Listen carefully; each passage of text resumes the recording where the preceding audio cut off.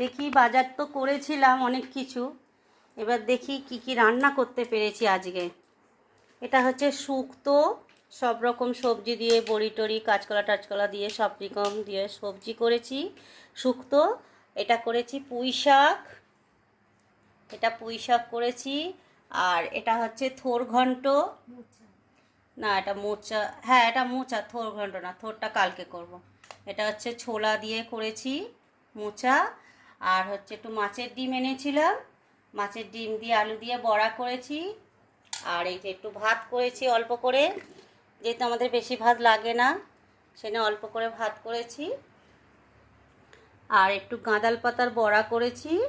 আর সকালের একটু ভেন্ডি ভাজা আর বাঁধাকপির তরকারি আছে। আজকে আমাদের তিনজনের এই দিয়েই দুপুরবেলা খেয়ে নেব।